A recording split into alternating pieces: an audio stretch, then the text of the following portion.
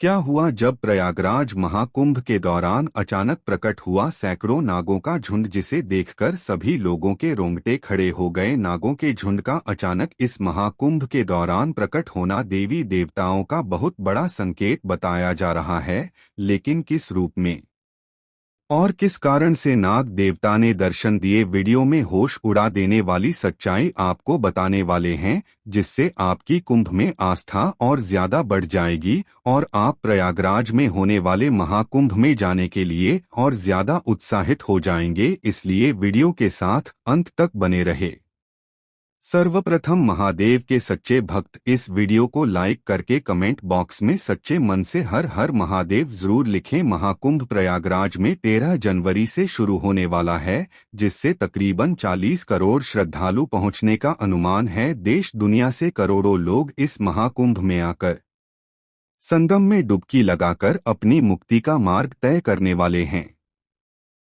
क्योंकि ऐसा कहा जाता है, महाकुंभ में जो इंसान एक बार गंगा स्नान कर लेता है, उसके सहारे पाप धुल जाते हैं और वह बैकुंठ का हकदार बन जाता है। लेकिन यह महाकुंभ प्रयागराज में ही क्यों लगता है? आपके मन में भी यह सवाल जरूर आता होगा। इसके पीछे एक पौराणिक कथा निकलती है। जब देवताओं और असुरों ने मिलकर समुद्र मंथन किया ताकि अमृत प्राप्त किया जा सके, तो इस समुद्र मंथन में सबसे पहले विश्व प्राप्त हुआ, जिसे भगवान शिव ने ग्रहण किया। और जब अमृत प्राप्त हुआ तो इसे पाने के लिए देवताओं में और असुरों में संघर्ष होने लगा। तब उस संघर्ष के दौरान उस अमृत की 4 बूंदें 4 अलग अलग स्थानों पर गिरी, जो थे हरिद्वार, प्रयागराज, नासिक और उज्जैन। तब से लेकर आज तक इन 4 जगह पर कुंभ मेले का आयोजन होता है। लेकिन प्रयागराज में लगने वाले इस कुंभ मेले को महाकुंभ क्यों कहा जा रहा है?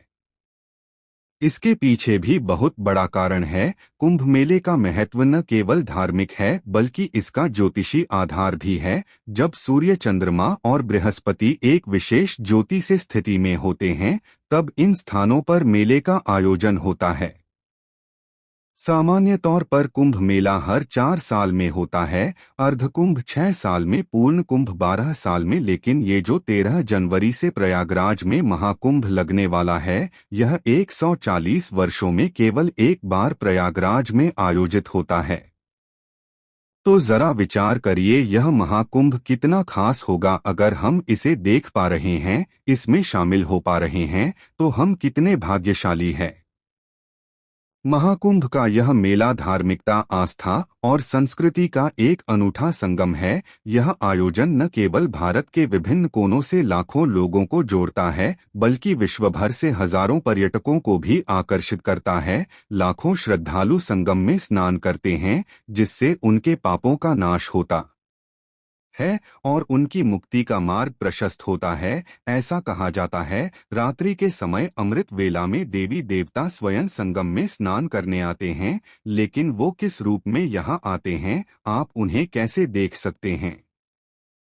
क्या हुआ जब रात्रि को 2 बजे उठकर एक भक्त ने साक्षात देवताओं के दर्शन किए? आज के इस वीडियो में आपको रहस्य बताने वाले हैं, जो हाल ही में प्रयागराज में घटित सबसे बड़ी चमत्कारिक घटना है। जब से महाकुंभ की शुरुआत हुई है, देश विदेश से कई श्रद्धालु और साधु महाराज महाकुंभ में पधार रहे हैं और साधु संतों के आगमन से ही महाकुंभ को सफल माना जाता है। महाकुंभ में जो हमें साधु दिखाई देते हैं, वह केवल 1 महीने में ही हमें नजर आते हैं। इनमें से कई साधु ऐसे होते हैं जो देश के अलग अलग हिस्सों से अलग अलग अखाड़ों से इस महाकुंभ में पहुंचते हैं। और जब यह महाकुंभ खत्म होता है, तो ये भी अपने अखाड़ों में, कुछ हिमालय की गुफाओं में, तो कुछ कंदराओं में और पहाड़ी इलाकों में चले जाते हैं। यह वहीं पर अपना जीवन यापन करते हैं। वास्तव में यह बहुत बड़ी तपस्या है। लेकिन ऐसे साधु संतों को जब हम अपनी आंखों से प्रयागराज महाकुंभ में देख पाते हैं, तो यह हमारे लिए बहुत सौभाग्य की बात होती है, क्योंकि यूं साधु संतों का आशीर्वाद बहुत ज्यादा लाभकारी बताया गया है। लेकिन जब हम प्रयास नागराज पहुंचते हैं, तो हमें एक साथ कई साधुओं का, कई संतों का आशीर्वाद मिल जाता है। यही हमारे जीवन को धन्य बनाने के लिए काफी है। राकेश नाम के एक व्यक्ति जो दिल्ली में सॉफ्टवेयर इंजीनियर पर कार्यरत थे, जब उन्होंने अपनी जिंदगी की सच्चाई को समझा तो यह जाना कि भगवान की भक्ति के अलावा इस दुनिया में किसी और चीज में सुकून नहीं है। वे मथुरा वृंदावन गए जहां पर उन्हें बहुत अच्छा लगा। वहां के साधु संतों से उन्हें केवल एक ही बात सुनने को मिली कि जिंदगी में अगर मुक्ति का मार्ग जानना है तो साधु संत बनना पड़ेगा। अब राकेश जी अपनी जिंदगी में वैराग्य प्राप्त करना चाहते थे। उन्होंने प्रयागराज महाकुंभ में जाने की योजना बनाई क्योंकि वे वहां पर साधु संतों से जुड़कर जिंदगी को और गहराई से समझना चाहते थे। आगे की वीडियो देखकर आपको भी अपने जीवन से जुड़े कई प्रश्नों के उत्तर तो मिलेंगे ही साथ किस प्रकार प्रयागराज के इस महाकुंभ में सैकड़ों नाकों का झुंड अचानक से प्रकट हुआ और इस चमत्कार के पीछे आखिर क्या रहस्य था वह जानने को मिलेगा। इसलिए अब वीडियो के साथ अंत तक बने रहे। वीडियो को बिल्कुल अंत तक देखते रहे। राकेश जी जो कि एक सॉफ्टवेयर इंजीनियर थे, जब वे प्रयागराज महाकुंभ में आए तो उन्हें अलग अलग साधु महाराज दिखाई दिए। कुछ बहुत शांत थे, कुछ बहुत बड़ बोले थे, कुछ ऐसे भी थे जिन्हें जरा सा छेदने पर वह बहुत गंदी गंदी गालियां दे रहे थे, तो कुछ ऐसे साधु महाराज उन्हें मिले जो प्रेम पूर्वक रसिक स्वभाव में बहुत अच्छे भाषण दे रहे थे। तभी राकेश जी को वहां पर रह रहे राधा आनंद जी महाराज आज बड़े सही लगे। वे जो ज्ञान की बातें कर रहे थे वह उनके दिल में बहुत ज्यादा उतर रही थी। अब राकेश जी महाराज का शिष्य बनना चाहते थे। उन्होंने उन महाराज से एक सवाल किया कि मैंने शास्त्रों में पढ़ा है कि जब महाकुंभ का आयोजन होता है तो साक्षात देवी देवता संगम में स्नान करने के लिए आते हैं, क्या हम अपनी सामान्य आंखों से उन्हें देख सकते हैं?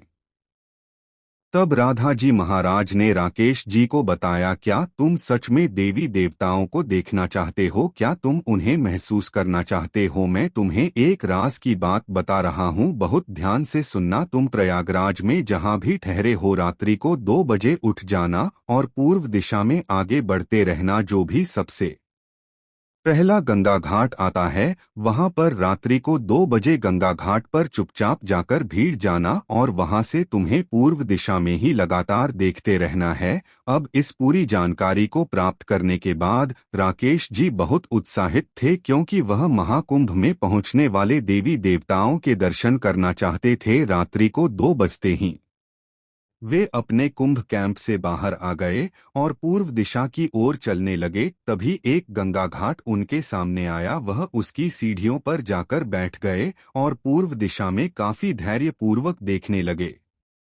1 से 2 घंटे बीत गए। उन्होंने देखा कि वहां पर तो उन्हें कोई देवी देवता नहीं दिखाई दिए। देखते देखते सुबह के 4 से 5 बज गए, लेकिन कोई देवता अभी तक उन्हें दिखाई नहीं दिए थे। उनके मन में निराशा थी। वे सोच रहे थे, इतने बड़े राधा आनंद जी महाराज खेर इतनी मतलबी और झूठी बात कैसे कर सकते हैं?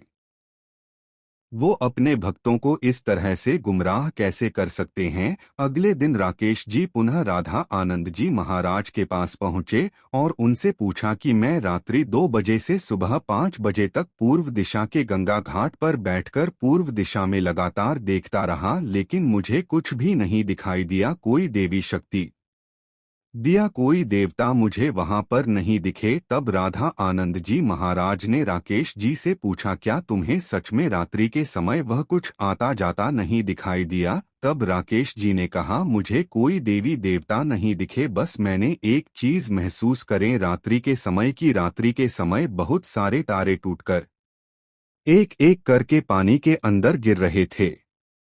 बस यही चीज मैंने वहां महसूस करें, इसके अलावा मैंने कुछ भी नहीं देखा। तब राधा नंद जी महाराज ने राकेश जी को कहा कि रात्रि के समय तुमने जो तारे टूटे हुए देखे वही तो सिद्ध पुरुष थे, वही तो देवी देवता थे। उनका मनुष्यों की तरह मान से निर्मित शरीर नहीं होता, वे तरंगों के रूप में होते हैं उनका काफी दिव्य स्वरूप होता है, वह इसी रूप में रहते हैं और इसी रूप में आकर संगम में स्नान करते हैं। अब राकेश जी को बड़ी हैरानी हुई। राधानंद जी महाराज की बातें सुनकर उन्हें बड़ा आश्चर्य हुआ। उन्होंने ठान लिया कि आज रात्रि 2 बजे वे फिर से गंगा घाट पर जाएंगे और इस चमत्कार को अपनी आंखों से एक बार फिर से देखेंगे। रात्रि 2 बजे उठकर यह पूर्व दिशा की ओर आगे बढ़े। सबसे पहले जो गंगा घाट आया उस गंगा घाट पर बैठकर धारा को निहारते रहे। रात्रि के 2 बजे उन्होंने महसूस किया कि बहुत सारे तारे आसमान से एक एक करके नीचे उतर रहे हैं और पानी में गिरते जा रहे हैं।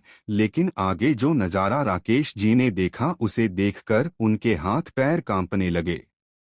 जैसे जैसे वो तारे गंगा नदी के पानी में समाहित हो रहे थे, दूसरी ओर से वही तारे बहुत सारे सांपों का रूप लेकर प्रकट हो रहे थे। ऐसा लग रहा था मानो देवी देवता अपने दिव्य स्वरूप में गंगा नदी में उतर रहे थे और नाग देवता के रूप में गंगा नदी में प्रकट होकर संगम में डुबकी लगा आ रहे थे। एक एक करके बहुत सारे नागों का झुंड उन्हें उस समय गंगा नदी के सामने दिखाई दिया। उस रात उन्हें तकरीबन 40 से 50 नाग एक साथ गंगा नदी में विचरण करते दिखाई दिए। नजारा इतना भयंकर था कि ठंड के मौसम में भी उनके मस्तक से पसीने छूट रहे थे।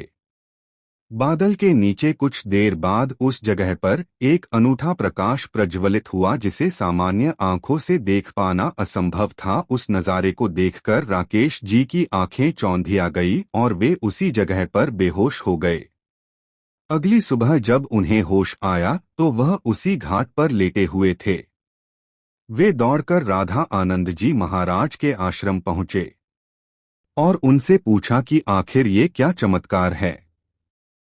आपके कहने पर मैंने देवी देवताओं को संगम में उतरते देखा, आगे उन्हें नाग के रूप में परिवर्तित होते भी देखा, लेकिन आखिर वह चमत्कारिक आभा क्या थी। मैंने एक ऐसा तेजमय प्रकाश महसूस किया जिसने मेरी आंखों को एकदम से बंद कर दिया और मैं उस समय बेहोश हो गया कि तुम बहुत भाग्यशाली हो, तुम ने साक्षात महादेव के दर्शन किए हैं। जिस प्रकार तुमने एक एक देवता को तारे के रूप में गंगा नदी में संगम में स्नान करते हुए देखा, उसी प्रकार देवों के देव महादेव कहते हैं। सर्वप्रथम सभी देवता एक एक करके रात्रि के समय गंगा के संगम में डुबकी लगाने पहुंचते हैं, लेकिन उनके साथ साथ देवों के देव महादेव भी इस संगम में शाही स्नान के दिन भाग लेते हैं। और जो तुम्हें नागों का झुंड दिखाई दिया कि वो सभी महादेव के गढ़ है।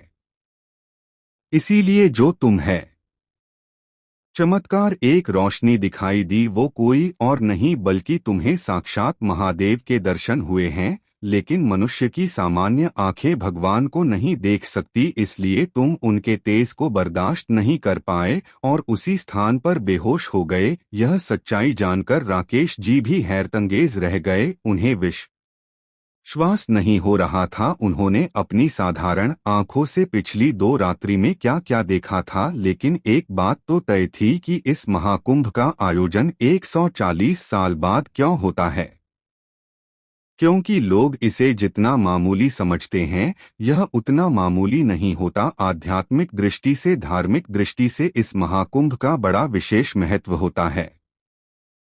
राकेश जी अपनी जिंदगी को गहराई से जानना चाहते थे और इस महाकुंभ में पहुंचने के बाद, साधु संतों से जुड़ने के बाद, साधुओं से आध्यात्मिकता का ज्ञान लेने के बाद उन्हें असली वैराग्य मिला। उन्होंने निश्चय किया कि वह आजीवन राधानंद जी महाराज के दास बनकर रहेंगे, क्योंकि वे समझ चुके थे अगर जिंदगी में उन्हें मुक्ति का मार्ग तय करना है तो भगवान की भक्ति में ही अपने जीवन को छोड़ना पड़ेगा, तभी उन्हें ज्ञान मिलेगा और वैराग्य की प्राप्ति करके वह जिंदगी का असली मतलब जान सकेंगे और यही चीज उन्हें जिंदगी में हमेशा शांति और सुकून प्रदान करेगी।